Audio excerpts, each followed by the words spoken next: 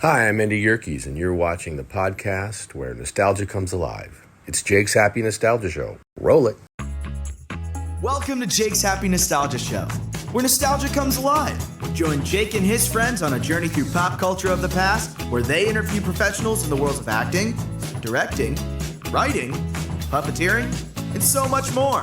Who will they be chatting with today? Find out in this Jake's Happy Nostalgia Show episode. Hello everyone, welcome to this episode of Jake's Happy Nostalgia Show, where nostalgia comes alive. Happy here with us, thank you for joining. As always, I'm your host, Jake Duffenball. With me today, as of course, our co-hosts, Chris Bixby and Matt Bingle. How you guys doing? We are great. Doing great. Hi, everyone.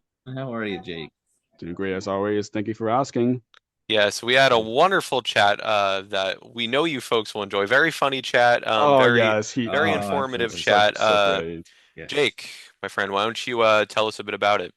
Yeah, of course. Thank you, Chris. So today's guest we have for today is the wonderful Jym Magon. He's a creator, a producer, and writer, and a lot of other things. We'll be discussing his work throughout this wonderful episode, including his involvement in Disney for creating the adventures of the Gummi Bears, with all the things that he got to wrote, including DuckTales, a film, a Goofy movie, and a lot more. Enjoy. See you then. Hello, everyone. Welcome to Jake's Happy Nostalgia Show, the podcast where nostalgia comes alive. Today, we have with us is the amazing Jym Magon. Happy to have you here. Thank you so much. It's a delight. Yes, very happy to have you We'll have you here. here as always. Glad to have Yes. Yes, exactly. So, to kick things off, we know who you are, but for those who haven't, could you tell our audience a bit about yourself and what you do? Yeah, sure. I grew up in the Detroit area, got involved with local theater, eventually moved out to Los Angeles to work for Disneyland Records. I was a record producer for 8 years. And then when Michael Eisner took over the company, he started a division called Walt Disney TV Animation. And I was the first artistic guy they hired there. So I've been there since the ground floor. I created several shows, including Gummi Bears, TaleSpin, Goof Troop, Hamster Hamlet. Oh, you don't know about that one. I've written on DuckTales, and I wrote a Goofy movie, is what most people annoy me with at conventions. Nice.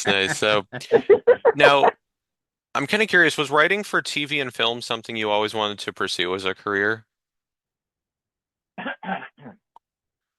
Well, Matt Damon had already taken my first choice, which was be an international superstar. So I thought, you know what, maybe I should do something in the entertainment field that's probably closer to my talents. And I can't say that I wished for this when I was a kid, but I've always loved cartoons. So I'm not far afield from my early choices. Gotcha. No worries at all. And I wanted to be like a hitchhiker, but that didn't work out. See, nobody gets that except you three. Okay. That's great. Okay, so this whole wonderful interview is being recorded. I am full of wonderful anecdotes and news, but you just have to sort of pry it out of me because, I'm really old now and I can't remember where I left my slippers. So anything that you can do to, move things along, that would be great. Yeah. Gotcha. Of course. Yes, indeed. I have seen Paul McCartney in concert there on Oh, nice. Oh, that's cool. That's great. There's something new every day. So much for world history. You want to get back to Disney or anything? That's what we're about to do actually. So okay, Sure. all right. Now, thank you, post-production. Forgive me, but Jake, I have to ask you a question. What is with the puppet? Jim. Oh my gosh! Wow. Oh, because you saw that picture, yeah. I'm not why. No. In your the little ID picture that I have, you're holding like a couple of puppets. Yeah. And Right. and does that make you popular, or do people just not talk to you? It's a really interesting question that I don't think I've ever. I know there are times that like for the show that some like couple of guests. Rarely happens where people ask us some questions even during the interview. So which is actually really nice, actually. So thank you for that, Jim. But anyway, to answer your question, so I mean. Matt can answer with this too because he's also in that type of well, Why are you three of getting us me are. involved with Three this? of He us asked are. you. It's a weird feeling. I was at, if you want me to, I can answer it, but You know who this is? I don't know. Can't really see. Okay, this was a toy that was going to be made when I did Gummi Bears, and he's not all fleshed out. But this is a Cody, which was the little obnoxious ogre. You know what? My camera does not like this. All right, never mind. We did see it for a couple of seconds, so yeah, no one a few seconds. has ever seen that. That's your exclusive. Yeah. Okay. Wow. Wonderful. Wow. That's great. You know, no, it's at all, Jim. Fine. It's fine. And Matt says he has an answer. And like, because if you want, I'll ask me you guys questions. Oh my gosh! I mean, I'll answer your original question. I was, strangely enough, I was the one that got him into puppetry because I've been doing that going on 4.5 years now. Yeah, he started doing things on like Instagram live streams, things like that, and YouTube and stuff like that. Formerly TikTok, although I'm not usually on TikTok much these days. I'm more Instagram and YouTube these days.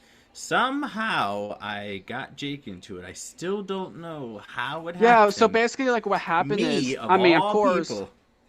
Yeah, I know, because I remember like when I first discovered you, Matt, way before you became a co-host, when the show was kind of like started already on the ground. So like Matt does like an Instagram, does like a live stream series called Bingo Live, where basically it's like some of like his puppets that he has and puppetry friends of our whole community that they're a part of has his friends on, his puppetry friends on who also has their own puppets too.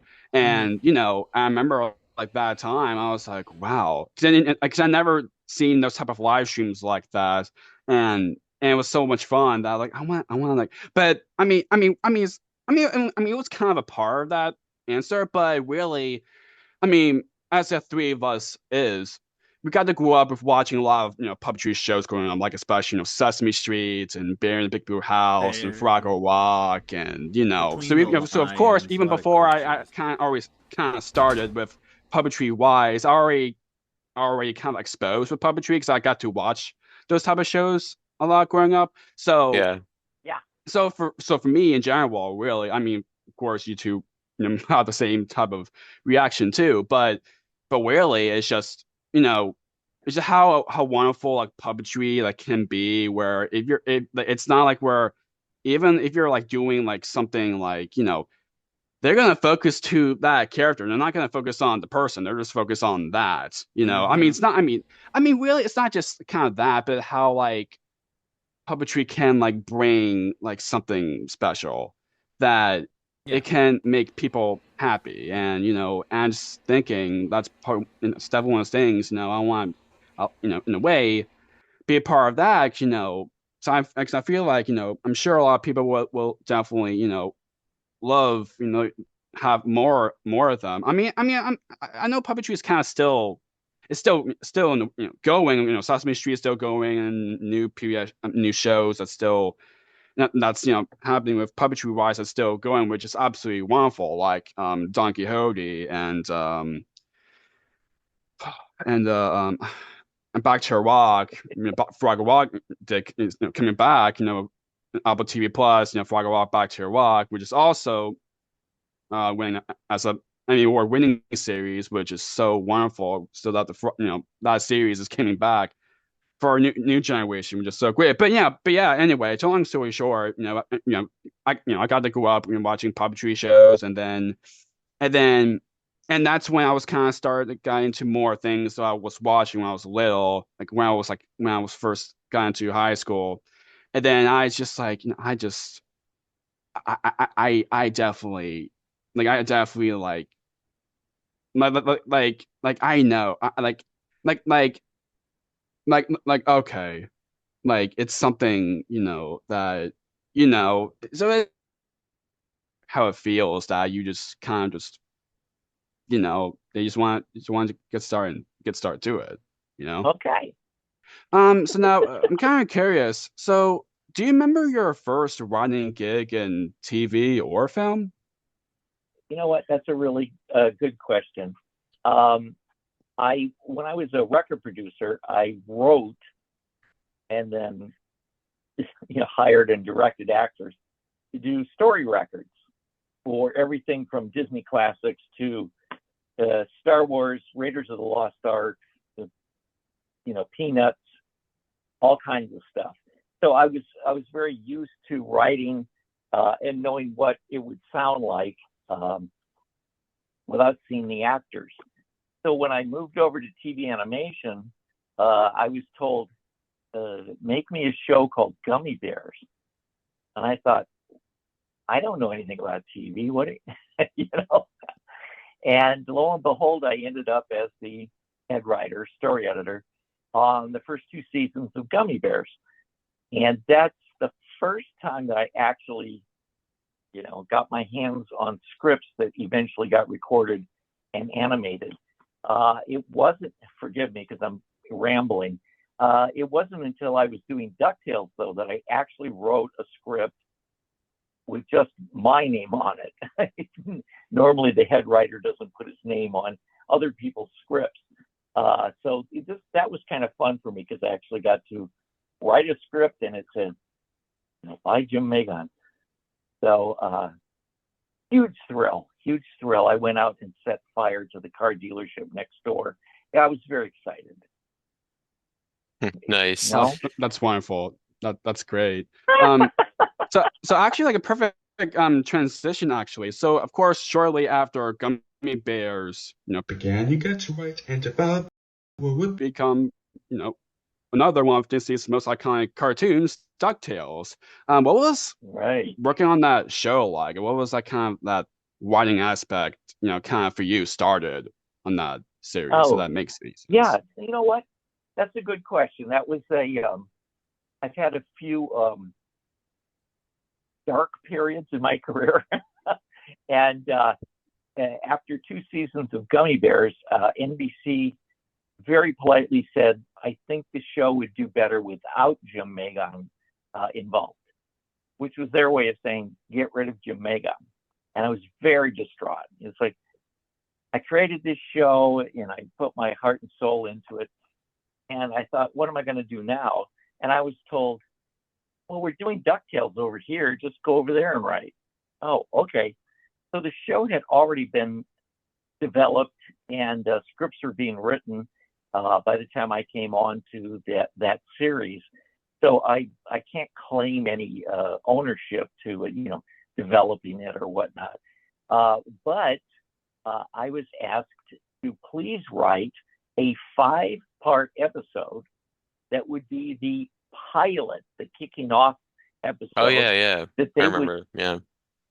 See, Okay. you guys, there you go. So they cut this into basically a 2-hour primetime event and showed it as a movie on TV. And then they broke it up and showed it as 5 different episodes.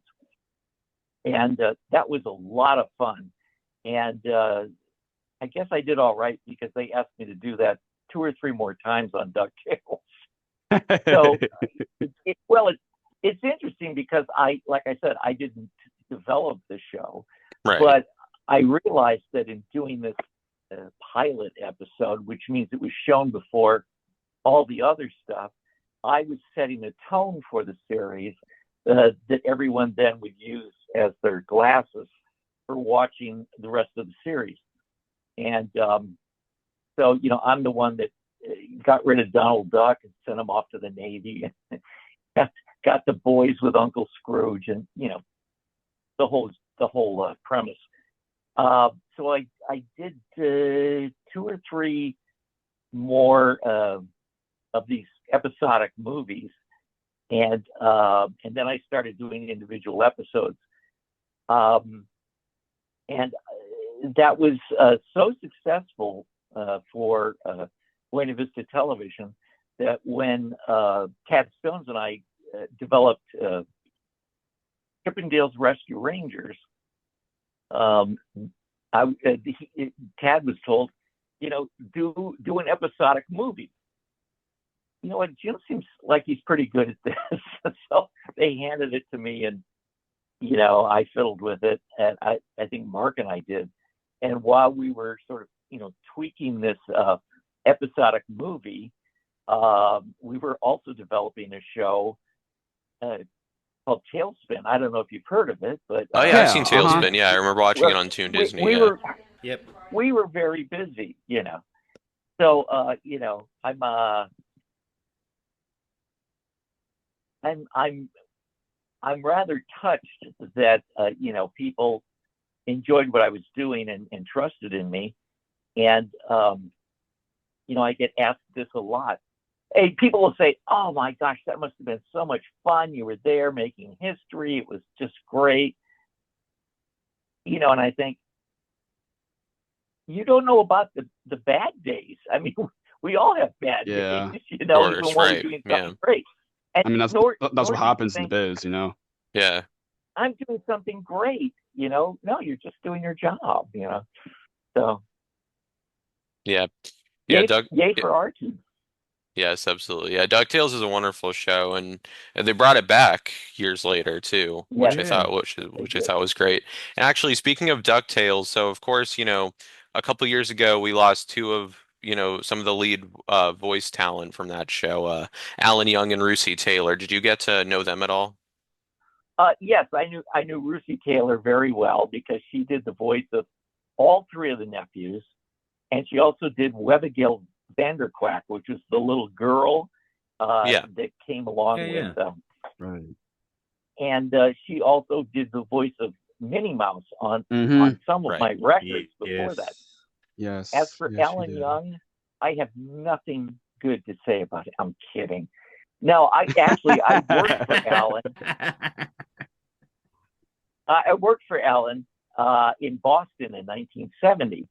And I was a sound engineer on a documentary that the church was making, and so I worked for Alan, and then it was like, oh, that was a fun summer, and you just sort of let it go. And then years later, it turns out he's working for me because he's doing the voice of Scrooge McDuck. Well, just a side note, and I just, I admire the voice actors so much. Alan Young, being of Scottish descent or whatnot, he's playing an old rich Scotsman, Scrooge McDuck. And I had written a line for him where he looks at Webby, and says, "Oh, what a cute little girl." And without even breaking a sweat, he holds up the script and he says, "Ah, what a wee bonny lassie." I thought, damn, I missed 3 words in a row there. And he got them on the fly, Yay, Alan. Oh my goodness. So you're walking me through my animation career at Disney, which is great. In fact, there's a poster that the TV animation made with all of the shows that they've ever done in chronological order. Right, I think I've seen that online. Yeah. Row, Right. Yeah. the top row goes beep beep beep beep beep beep beep all across, Exactly. and it's like, that's Jym Magon. They worked on all those shows. So that's wonderful. And now, of course, they've gone on to do other things. But I was there in the prehistoric days of TV animation. Right. During the era that kind of shaped, TV animation forever, I would say. Really, just TV in general. Oh, yeah. Definitely. Well, the thing is, when you start a division, especially when the name Walt Disney is in front of it, kind of expecting comedy adventure. If you look at Snow White or Tangled or whatever, it's like I kind of know what to expect from a Disney property. And so I feel like that's what we were striving for early on. And then some of the new show creators kind of went in new directions. And yeah, I mean, it's great for new generation. I mean, of course, I get that, but it's just, in a way, as us, the original fans of that particular, it's like, that's really, I totally get that. As some people mentioned on the show before, some things have to change for a new generation. Yes, taste change with every generation. You're right. Yeah, exactly. Yeah, I mean, look at all the revivals these days. Not just with children's TV. There are a lot of shows like we were talking Fraggle Rock a moment ago. They've got their new stuff, and obviously some things stayed true to the original, but some things have to change. And that's for example, yeah, exactly. Even like with Sesame Street, for example, where like if the sketches that was like happened like in 70s or 80s or something like that, where it has that all the humor, they can't do like any of that now because it's just it'll be too much for have that handle. Okay. That Sesame's just gonna do so much. Now it's hard to can you see my fingers? They keep disappearing. Anyway, I have 2 anecdotes which will only tickle you guys because no one else cares. But you were mentioning Jim Henson, and one of the first gigs I got after I left Disney, I was developing a show called Fraggle Rock. And actually, really? Fraggle Rock had several different segments in it, and one had to do with the little guys called the Doozers. That's what I was developing for Jim Henson, but it never got made. My second Henson story is when I was in New York discussing the program with the executives and whatnot. They took me over to their creature shop where they make all the Muppets. Yeah, right. And I walk in and it's just, fabrics and thread and faces, all this stuff. And the lady that walked me over there said, "You want to try on a Muppet?" And I said, "No, that's okay." And then I thought, what are you, stupid? Of course you want to put on a Muppet. And I did. I just put on and went, roar, roar, roar, roar, roar, So, yeah, I'm now an official Muppet here, I guess. I don't know. Sure. I guess so, yeah. Those are my stories. Those are my stories. And you guys are the only ones who care. So that's all right. Well, that means a lot, Jim. So thank you very much for that. You're welcome. You know what? I've been waiting for someone to ask me about, the Muppets. And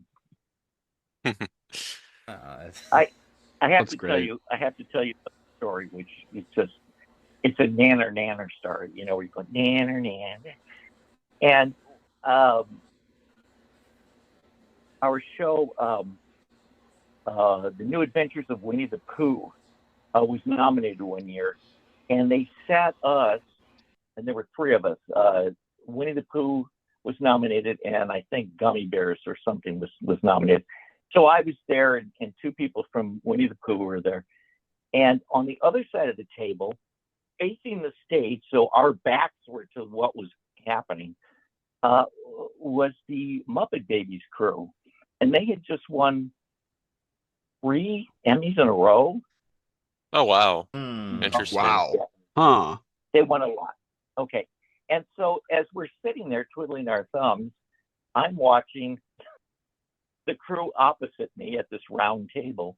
And they're saying, okay, when they call our names, should we go around this side of the table or walk up this way? They were planning their next win. And the winner is Winnie the Pooh. And Mark and Bruce go up there. They get their awards. Mark thanks me personally on national television. Comes back. Bruce takes his statuette and goes, boom, and he slams it down on the table, right in front of the Muppet Babies, and they were not happy with us. Oh, I bet. So anyway. Oh, dang! Wow. That is prestigious, my friend. Like how? Oh yeah. Could you? In fact, it's funny because afterward, there's sort of everyone wanders around and they thank one another, and they've got like hotel rooms where they hang out. And we walk into the Disney room, and Regis Philbin was there, and he'd been nominated again for his film. And he, bless his heart, he was not terribly happy with us that he didn't win that year. Right. But look what we got, Okay. So, it's not bad to have an Emmy. It's fun. Absolutely. All right, we're done with Henson. We'll move on. Doesn't Yes. sound that bad at all. You had mentioned Winnie the Pooh a moment ago. It's a perfect I transition. mean, great for you to mention the Muppets things anyway, because us we're huge Muppet fans, so that actually really appreciate that. So We're noticing. You had mentioned Winnie the Pooh a moment ago. What was it like working on that as well as Goof Troop? Oh, interesting. Again, it's, I think in the collective consciousness, everything we did happened at once. And that's not true. We did this show and then moved on to this show. And, there was space in between them. Winnie the Pooh was going at the same time as a syndicated series we were doing at the time. And so Winnie the Pooh is interesting because my buddy Mark Zaslav was story editing the show, and he always called it a comedy of manners, where you don't have characters hitting each other over the head. It's not that type of comedy. And I'm sure other people have said this about other characters, but he said all of these different characters were all different facets of a little boy's life, or Christopher Robin. So the timid part of him is Piglet, and the rambunctious part of him is Tigger. So it was sort of how we played with the characters. And I had a lot of fun working on that. I was not a regular on the series, but I wrote several episodes. And again, you guys don't need these anecdotes, but one of my favorite parts was our heroes are running down a tunnel underground, being chased by a swarm of angry bees, and they're coming, sort of butt first with their stingers out, straight at our heroes. And I forget, Tigger slams the door or whatever, and all of these bees go, bah, bah, bah, bah, bah, bah, bah, and they all stick in the door, right? And they're so angry that they pull the door off its hinges and keep coming after our heroes. And I think I had Piglet say, Pooh, there's a very angry door following us. So I found it funny. You guys don't have to find it funny. But my gosh. I do. Yeah. So Winnie the Pooh was a lot of fun. And, Disney went on to do several of Winnie the Pooh movies. Right. Winnie the Pooh and Heffalumps and bobbity blop. Right. Like but you also mentioned Goof Troop, which is many years after Winnie the Pooh. Mm-hmm. And Goof Troop, you want me to talk about that, or are you just like, I could talk again about hitchhiking or something if you want. Yeah, you can talk about Goof Troop if you want. All right. Okay. So Goof Troop, I came on board after it had already sort of been worked out in management's mind that there would be this dad, sitcom dad, Goofy, and his petulant son, Max, who doesn't want to grow up to become his father because his dad's Goofy. And next door were the foils, which was, what we call Peg-Leg Pete, or just Pete, and his son, PJ, Pete Jr. And that was sort of in place, and we were told we want a sort of a wacky sitcom with these characters. Okay. Now, nowhere along the way did anybody come forward and say, oh, by the way, it's called Goof Troop, and here's the reason why. Because I never knew. I was like, okay, Goof Troop. It sort of sounds like it rhymes, and it turned out that actually one of the first incarnations of the series was Goofy as a scoutmaster with a bunch of little, Boy Scouts. And that was the Goof Troop, right? Yeah. So they never changed the name. And by the time, there was no Boy Scouts or tents or anything like that. And, I think the fun of that was, the boys are, PJ and Max are best friends. And the dads, hate each other. Well, Goofy doesn't hate anybody, but boys are always getting into trouble, and their dads act differently about what's going on. And so there was a lot of fun to be had there, and we did 65 episodes of Goof Troop, and I got to write some of those because I'm famous, and good looking. I forgot that part. Good looking, famous, and horribly rich. Like I built this town behind me, with just pocket change. And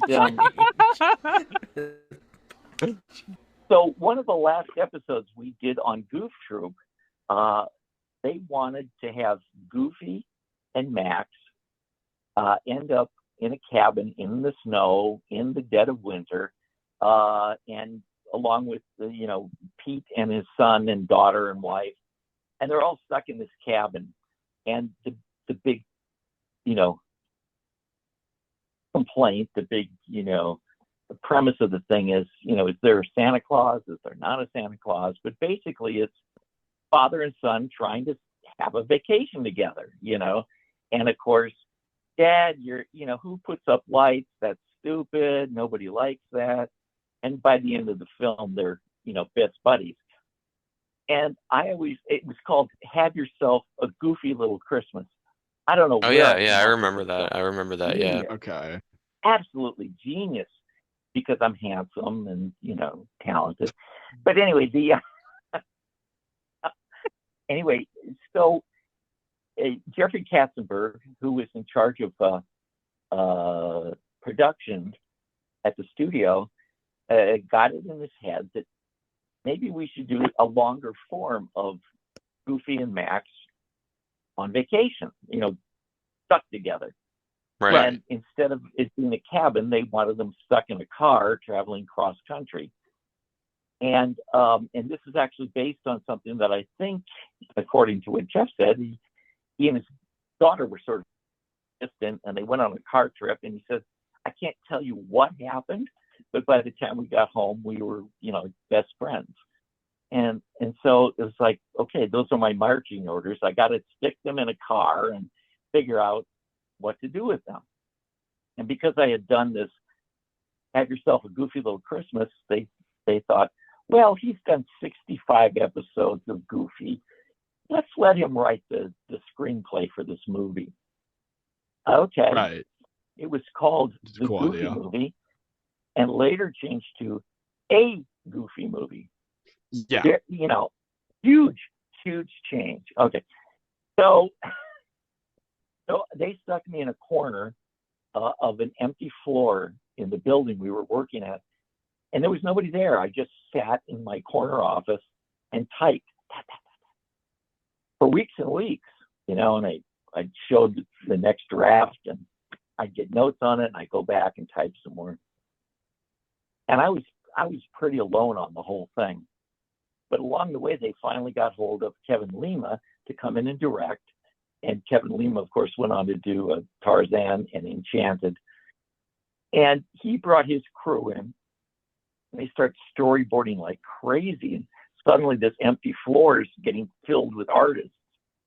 And I'm very excited because we're starting to cast the people for the movie. And I thought, this is great because this is what I do. You know, I've been writing and casting for records and story records and for, TV shows. And we get about 2 or 3 recordings in, and I'm told, okay, Jim, you're done. Bye. Oh, wow. That's unfortunate. Yeah. Wow. You wrote the script, and they're going to take over from here. Why don't you go over here and do something else? Okay. Huh. Right. So I kind of reluctantly dragged myself back to my old office Mm-hmm. and started working on a show, development on a show called, oh Lord, I can only remember what they renamed it. They renamed it Quack Pack. Oh, yeah. Yeah, Quackback. Yeah, I've heard of that. Yeah. So I was doing development on that show, but a Goofy movie just took on a life of its own, and sure, yeah. the storyboard people started, changing sequences and filling stuff in, and I was like, Yeah. cool. I wish I'd thought of that, And when I finally saw it, I left Disney in '93, and the film didn't come out until '95. When I finally saw it, it was like, cool. I wish I'd written this. It reminds me of a story of the Marx Brothers, where they were doing a live gig at some theater, and oh shoot, I'm messing this story up. Anyway, the writer is in the lobby chatting with someone, and he stops in the middle of a conversation and says, "Wait," and he listens and he says, "I think I heard a line that I wrote," which is very funny, It's like it's his play, but he didn't recognize most of it, I think. So that's how I felt with a Goofy movie.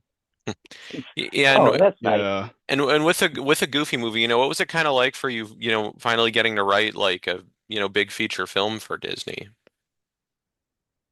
Oh, thank you for asking. I I had written these multi-episode DuckTales and cut them into movies, but I didn't didn't lay it out like a feature film.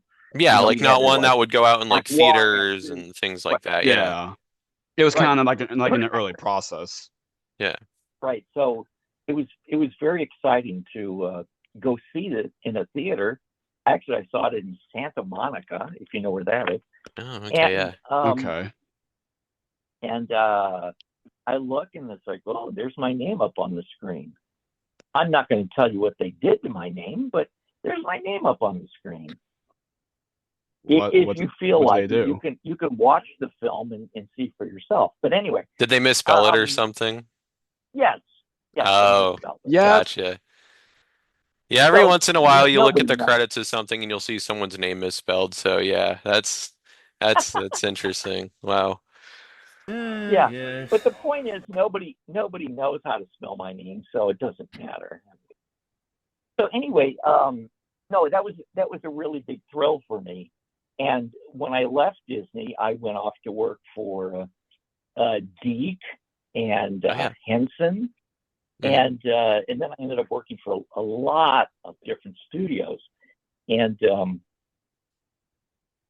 as part of what I was doing, I ended up working on a live action show for Deke called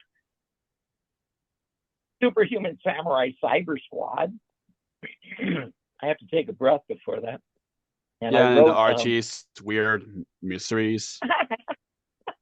Yeah, Archie's Weird Mysteries. And then I wrote 2 Casper, and a prequel. Casper, A Spirited Beginning, and Casper Meets Wendy. Oh yeah, Casper So, Casper Meets Wendy. I remember very well. Yeah, I remember watching that on Yeah. TV. Yeah, which was so like Hilary Duff's like first kind of big, film. yes, yes. Amazing, because I was at the audition for that, and they just had me sit there like a lump. They didn't say, "Oh, this is the famous writer." I was just sitting there, and they brought in, they narrowed it down to two different actresses, and the one was very slick. She'd done a lot of work, and she could have done the part asleep, But Hillary was still kind of, nobody and hungry, and I want to do this, and she got the part, and after that she got a series on Disney Channel.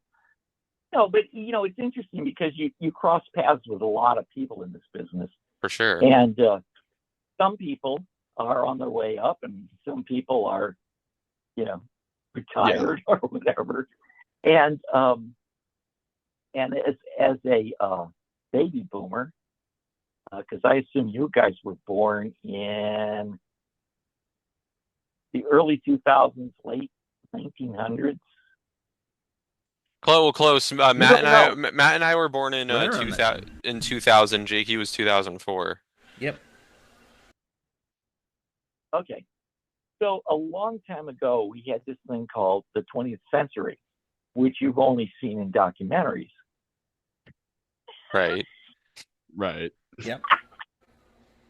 So, as such, as a child of the 20th century, there were a lot of people, actors that I thought, oh, that's cool. And I ended up eventually working with. And so I used to watch Alan Young when he was on Mr. Ed, and I was just this Oh, of course, right. Yeah. kid, at home. And it's funny because I ended up working with Alan Young, and then later a very popular show was called All in the Family, and one of the stars was Sally Struthers, who, well, I'm not going to say I had a big crush on her, but I had a big crush on her. And, when it came to do TaleSpin, we had this woman who was life savvy, if you know what I mean. And I said, I want Sally Struthers for this.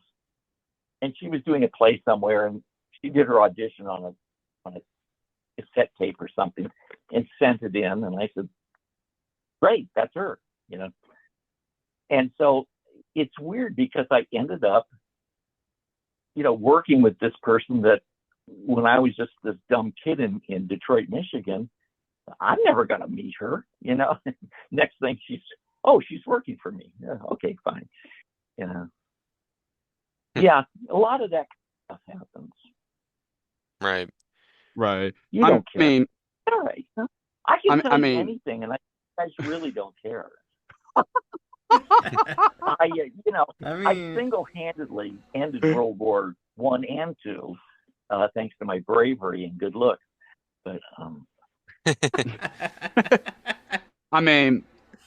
going back and like briefly to like the series, New Adventures of Winnie Pooh and Goof Troop, and and Goof Movie.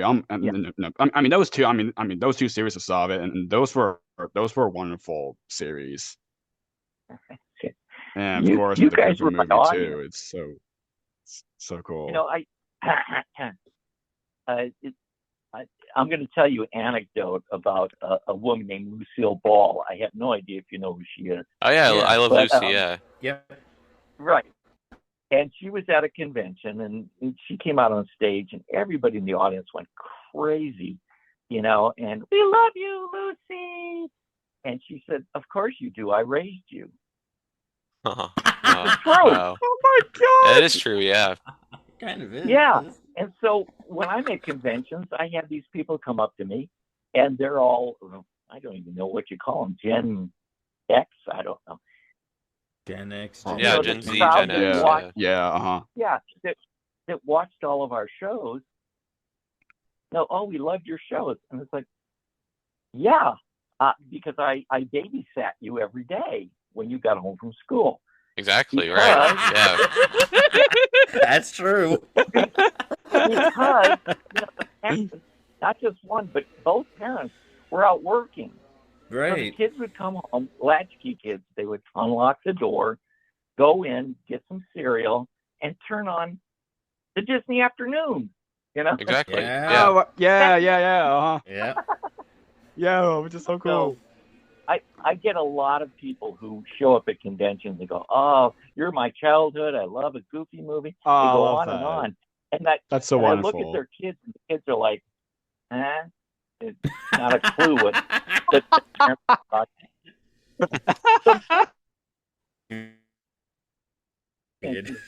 It's dying off, Yeah, and yeah. at all, and it will only be, these sort of taped interviews that, remind people of how famous and talented and good looking I am, I mean, as well as, those series and films that we already talked about earlier, in those it'll be, people will keep talking about it, especially even who just us, even if any of them got to even heard it or even watch it or anything, we're still talking about it, and I'm sure that that your work is still appreciated. And of course, with things like Disney Yeah. Plus, now it's available for like new generations who didn't get Yeah. to grow up with it when it was on the air. Like, Yeah. people who Yeah, didn't which get to is grow up great, with Gummi Bears or the original DuckTales or things like that. Now, a whole new generation gets to see it. Yeah, which is so absolutely. lovely about that too. Even those are still like, huh? I have no idea. Right, but they can watch in that way because that's how Did you say it was, like we did, like Yeah, grew exactly. up watching actually on TV. Now they're gonna watch it through streaming. Yeah. Like, Yeah. wow. Exactly. Wow. And Yes. and the great thing is that, people will say to me, "Oh, I love a Goofy movie. It's so popular. Everybody loves it." And I said, "I'll tell you what, because you love it so much, I'm going to give you all of my royalties from that film. 0. I don't get a penny." Really? Oh, that's unfortunate. Wait, what? No. But He the good doesn't. news He is I doesn't get get a royalties thing. for, He said he I doesn't. don't He get said any he said he doesn't really get any royalties from a Goofy movie. Really? None. Oh my! No, the actors do. I didn't even but know don't. that. The Right. actors do. Yeah. But Wow. That's a shame. I know. That's unfortunate. I mean, unfortunately, that's how the biz goes sometimes. You kind of just have to just. Especially these That's what days. it is. Yeah. All the time. Yeah, What are you talking about? Yeah. Yeah. Anyway. Oh, by the way, I don't know whether you can see this. A That's power line. Okay. Gotcha. That's Power cool. line. And I can show you my underwear. So, okay. Mm. Oh, Matt almost laughed again. Okay. Well, I can spread around, or any, minutia you want to hear about, just let me know. Otherwise, I'll just go wander off and get some lunch. Mm. We had mentioned Winnie the Pooh earlier. You also wrote some episodes of the Puppetry series, The Book of Pooh, on the Disney Channel Playhouse Disney. Could you kind of talk a bit, the difference between writing for animated Winnie the Pooh and this puppetry with a completely different style than what most people are used to seeing anyway? So, could you kind of say the difference between those? That's a really good question. While I was still at Disney, I got contacted by UCLA Extension Program, which is basically, here are some classes taught in the evening by professionals to adults, because they're both working during the day. Excuse me. And so I started teaching animation writing. And, one of the first things I said to them was, writing for animation is not like writing for live action. Because if you ever look at a live action script, for instance, Friends, it says Joey enters the room, and then it's just dialogue, dialogue, dialogue, Right, dialogue, yeah. dialogue, dialogue. Yeah. And Mhm. it's up to the director to say, go over here and put your finger in the socket or whatever. The writer is not responsible for that. But in animation, you're actually directing on paper, and that's why it takes whereas one page of live action is equal to about 1 minute of screen time, but it's 1.5 pages of animation is 1 minute of screen time. So there's more writing packed in there. So when I was, forgive me, I'm taking a very circuitous route. When I started writing for children's records, it was like doing radio shows because, nobody can see anything. So you've got to create the images in the listener's mind. And I actually wrote some radio shows in college. So when I was doing the children's records, I had to make sure that there was a good balance between the narrator and the actors. And the problem is that a lot of the story records that I did, what I started with were little golden books.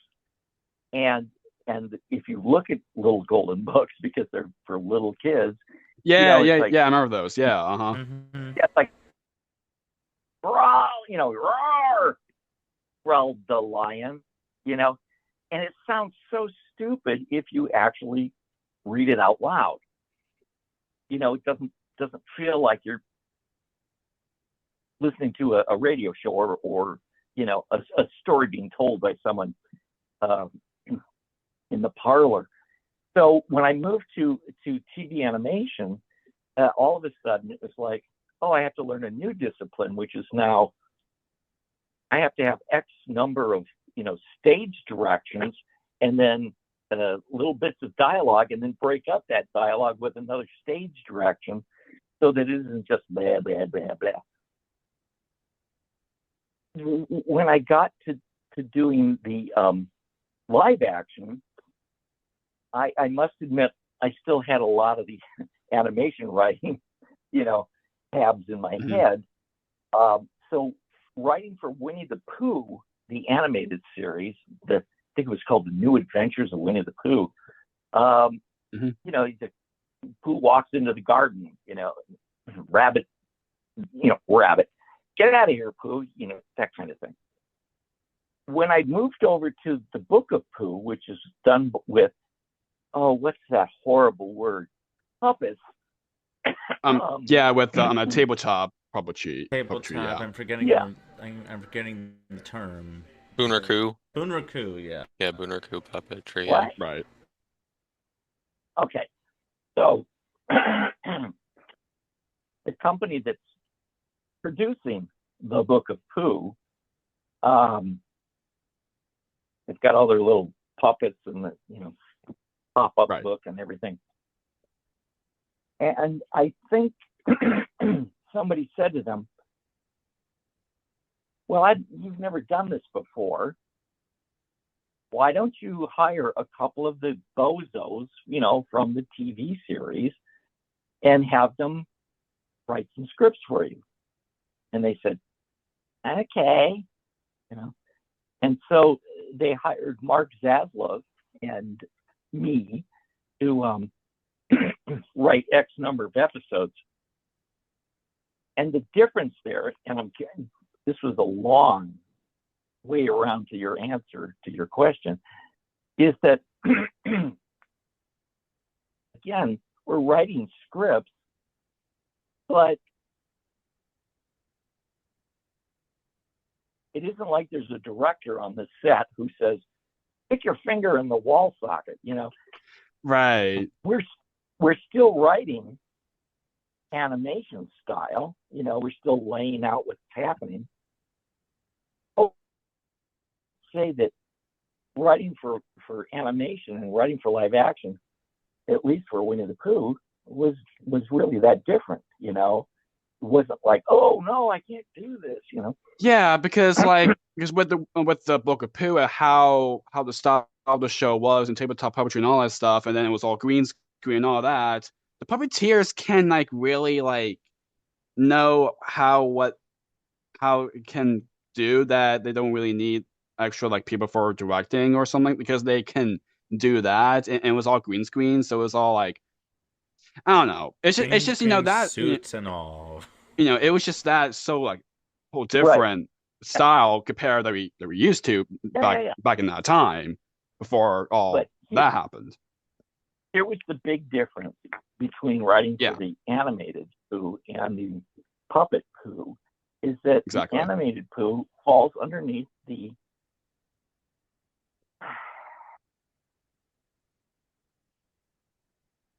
I can't even think of the name of the union. We have an animation union, right?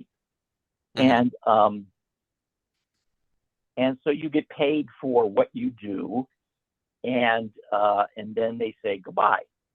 But when you're working on a puppet show, there is no animation. It's a bunch of humans. Exactly. Doing As this, puppeteers doing that puppetry Right. style for that And series. Exactly. that falls underneath the Writers Guild, WGA, which means Okay. we got residuals for that. To make sense? Wow. Right. Okay. Yeah. It was a union. So, But not Goofy movie? Wow. no, seriously. I'm working on I'm working on a series right now, an educational program, where there will be Nice. full-size puppets, like you would see in Lion King on stage. Right. Like Broadway or type of stuff Exactly. like that. Yeah. They're Right. Yeah. Yeah. And, if and when, mostly when, that gets sold, I will probably be the story editor on it, which means it's not animation, it's Writers Guild. Yay for me. Okay. Right. That puts Yeah. me in a new financial category. So it's a weird business, Yeah. Absolutely. But the Book of Pooh is it's so different how it was back then, but it's such a unique show in a sense, for how it kind of because back then before Book of Pooh even a thing, for the past Winnie Pooh series is all animated. Now they want to have just a different style, a live action. I think that was a good idea to have that way for kids who first discovered Winnie the Pooh franchise back then can watch their first Winnie the Pooh adventures, which is so cool. And we actually got to chat with a lot of, us, not just us who are knows about puppetry and Muppet fans and all that stuff that we already talked about already earlier. We got to chat with a lot of amazing puppeteers who got to work on it, which they're such wonderful people. So many. And I remember there were stories that such how the difference was for having not just even puppetry as a live action where it's actually a set, but it's all green screen style too. And it was so of course they're really intrigued to talk about that aspect. There's not there's not as much shows that kind of have that format in a way. They still do, but it's not as because back then it was such a new way that was Right. So in any sense, Book of Pooh is awesome and unique show which is great. That that show, speaking of streaming, and that show is also on Disney Plus too. Yeah. So which is great. Absolutely. So, yeah. Yeah. So you also wrote several episodes of Disney's House of Mouse, which featured a lot of the Disney characters, kind of coming love together. that show too. Yes, wonderful Exactly. show. What was working on that like? Yes. You know what? Thank you for bringing that up. After I left Disney,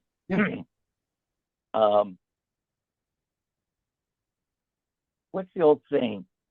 If you want to know if you'll be missed somewhere, get a bucket of water, and put your finger in it, and then take your finger out and see if the hole is still there.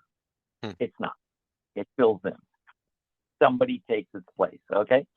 So when you leave Disney, you become persona non grata. Nobody knows who you are anymore. And fortunately, one of the people that I was buddies with and got him his first story editorship was a fellow named Henry Gilroy. And we worked on The Wacky World of Tex Avery for Deke. And he I think I've heard eventually of went that, back over. Yeah. He went back over to Disney, and he was working on House of Mouse. And because we were pals, he said, "Do you want to write a couple of these?" I said, "Sure," And I was not an employee at Disney anymore. I was freelance. Freelance, yeah. So I said, "Sure," and I wrote, I don't know, a couple of those, and that was simply because of my connections within the business. And I say this to my writing class when I teach writing, is it's not enough to be talented, and it's not enough to, drive a nice car. It really matters who you've worked with and how much they love you, because they will probably contact you again. And that has been pretty much what's happened to me in my career, is that I sort of jump from project to project because of who I am and what I've done. And it's nice to have an agent, to dig things up. But working on House of Mouse was not like, oh, I don't know what to write. It's kind of like falling off a log at a certain point. You know it, you do it, whatever. I was asked to write several specials, one for Beauty and the Beast, Nice. one for Dumbo. And they were fun. They were That's cool. really nice. Never got produced, and it pains me, because you put your soul into it, and then it's sitting on a shelf somewhere. Yeah. Yeah. Yeah, but so now, so another anime series you got to create was a Make Way for Noddy, which was another TV adaptation of the successful Noddy book series, which that's another wonderful show too. What kind of gave you the idea to continue such an iconic franchise, but with a CGI show like Make Way? Yeah. Okay. I did not pick what format they were going to animate in, because at one point they wanted to do motion capture, where they would have actors Right. and then film it, translate it into animation. And eventually they just said, we're just going to animate it in CG. And I got called into that project because of a contact that I had made, because I worked for a couple of years at MGM doing All Dogs Go to Heaven. And I made friends with a fellow named Jonathan Dern and Paul Sabella. And they were going to go do Noddy, and they said, let's get Jim, And it isn't because that I'm so talented and handsome. No, you work with people and they get used to you. They say, right, he delivers on time, got good ideas, and we can count on him. And I think that's really the job of a writer, is that when you hire someone, you want them, that's not your expertise. Your job is to get it sold and to talk to the powers that be. And as far as the execution of it, I'm going to hand it to someone who does that really well. And that's sort of what happened with me, is that I got chosen to do Make Way for Noddy. In fact, the title, Make Way for Noddy. Yeah. All right. So anyway. Great. That's wonderful. But what was great about that is that they said, we need you to come over to London and look at all of the Noddy books. And, the company that owned it, I think it was Corian, they owned, I think, all the Agatha Christie mysteries. and they owned, I don't know, they had a lot of different properties. So I flew over there and dragged my wife with me, and she, while I sat in an office and thumbed through old books, and she was like, and then I went to the opera, and then I went, she was just on her own. And, I think the fun part of that is that you probably don't know this, but Noddy has been around a long time. Yeah, of course. Because before Make Way for Noddy, there are other series, with later with Noddy, with Noddy's Toilet Adventures or something, or is it later or something like that? Yeah. And then the Noddy shop where it has some puppetry style on there too, which that was another great 90s series too. Whiteman wrote tons and tons of kid books, the famous Five and the Secret Seven, and I don't know. She's got all these other series. I don't know who that is, but okay. So you're correct in that Noddy was created in 1949 and has gone through many different permutations. Comic books, children's books, series, television, exactly. all kinds of things. So, here we were with this new technology, CGI. With the CGI, that was kind of like new on that time too. Oh, yeah. Yeah, and so, oh boy, we're gonna do this cool series, and we realized, because it was written in 1949 originally, that there were some characters that probably shouldn't be around anymore, for stereotype reasons. And so we had to create some new characters to replace them. And that's what we did. And I think we did 52 episodes of Make Way for Noddy. And it was a delightful show. I wrote it. I wasn't there for any of the recordings because that was done in, I thought that was done in England, but maybe I'm wrong. But anyway, it was a lot of fun, but they weren't puppets. So it was technically Animation Guild, not the Writers Guild, if that makes sense. Right. Gotcha. So yes, you can still go on YouTube and look up Make Way for Noddy. And their episodes are still there. And I mean, I know like that series was originally in England, but how I'm kind of probably noticed because us know in the US, how the heck any of us got to know Make Way for Noddy? It's only because that series it was on a channel station that we got to watch so much as a kid, which no longer, it was now Universal Kids now, but back then it was called PBS Kids Sprout, and Make Way for Noddy was actually airing that as a US dub, so we got to grow up watching it. And I mean, I haven't watched that series in a while, but I remember it was a great show, and keeping Noddy franchise kind of going but with a new style, which is always great, Yes. And there will be 20,000 other permutations of I've heard that there are some that happened, some series that happened recently. Yeah, there was a later one called Naughty Toyland Detective. That was on the Universal Kids. Yeah. Right. Yep. So another series you worked on was a show for the Hub Network called Maryoku Yummy. Can you kind of talk a bit about that? Bless your heart. Yeah, Maryoku Yummy. Our brains tend to compartmentalize things we've worked on. And so you take all those memories and you say, all right, here's Maryoku Yummy, and I'm done with it. So you move it over here. You don't look at it again. But yeah, I worked on all those episodes. And that was through American Greetings.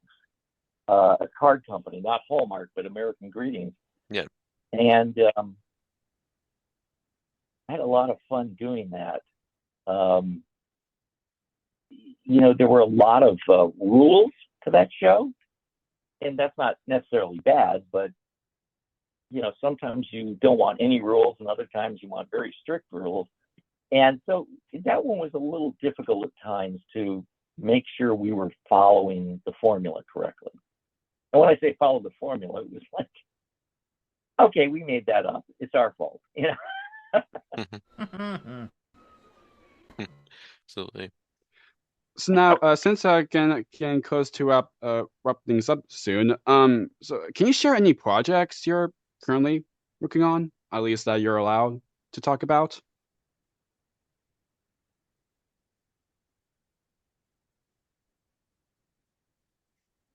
Yes. I am just finishing up work on a show called, which you can look online and see it. They're really well animated, very clever. Nice. Called Sunny Bunnies.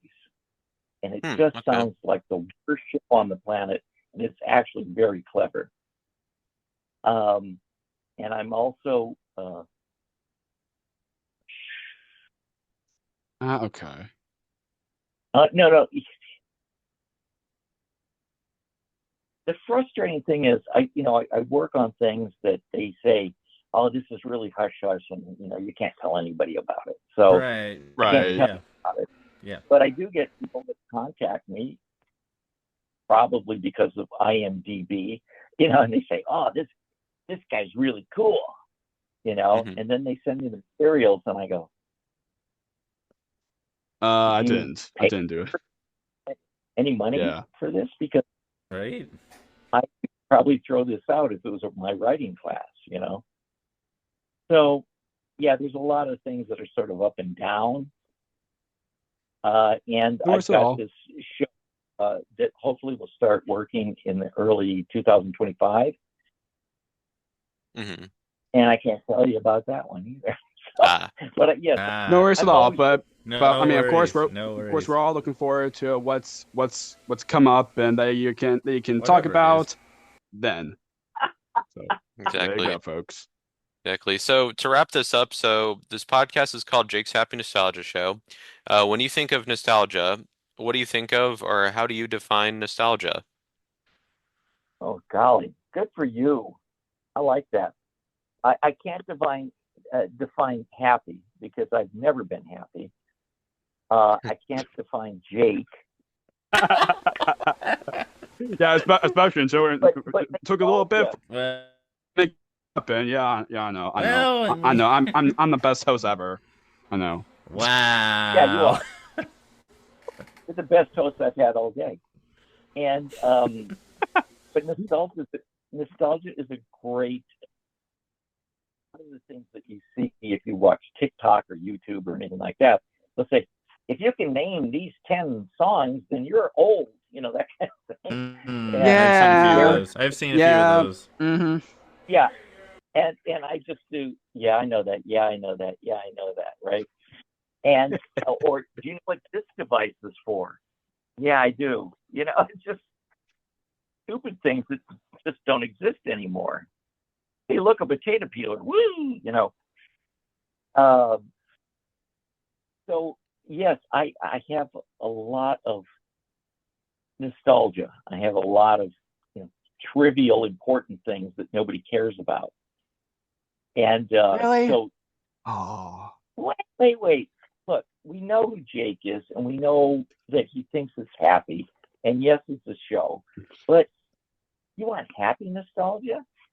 We could talk for days about that. We could. My wife. We very well with our repertoire. Yes, we could. Said, my wife said, Yeah. I want us all to go to where you grew up in Michigan and just look around and see where you grew up and what your environment was and whatnot. So we took our son and we went back home to Michigan. And it was so weird because it's like, that's where the mailbox used to be. Oh, look at this manhole cover. See what it says? Oh, over here, I used to work at Great Lakes Steel. And it was just like it all flooded back on me. And it doesn't matter to anyone but me. But, I I think my wife and son thought, yeah, Dad's lost it, Okay. But it made me happy. Okay. That's wonderful. Thank you Clear very and much. send on. Anyway, Yes. what I was going to say is, Yeah. where are you guys located? I am in Massachusetts, and Jake and Matt are in Maryland. Different parts, about an Oh, hour okay. out from each other. Well, Jim, thank you so much for taking the time to do this. This was a blast. Great getting to talk to you. Yes. Yeah. Absolutely. And please keep me in the loop when this is ready and when it's going to go on the air. Yeah, Absolutely. absolutely. We'll definitely will Absolutely. keep it posted whenever this goes up. And I'll let you know the release and date in advance whenever we'll get that situated. And Yes. Well, enjoy the rest of your day, Jim. This was fun. Thank you. You Yes. guys too. Thanks Yeah, so of much. course. You. All right. Have you're a very good rest of welcome. your Thanks day. again. Okay. Take care. Bye now. Bye, Jim. Bye, Jim. Bye. Bye. Well, it's goodbye from us as well, everyone. We absolutely enjoyed our time speaking with the wonderful Jym Magon. Links to where you can reach him will be in the description down below for anyone who wants to connect with him or check out his work. Or Disney Plus, too. Keep on the Yes. lookout for more Yes. wonderful interviews coming your way. As always, what do we say, Jake? Keep nostalgia alive. Take care, everyone. See you next time. Take care. Bye. Goodbye. Bye. Thank you for tuning in to another wonderful Jake's Happy Nostalgia Show episode. Be sure to follow Jake and the Happy Nostalgia team on social media, check out our website, and stream the show wherever you find your favorite podcasts. And as always, remember to keep nostalgia alive. Bye-bye.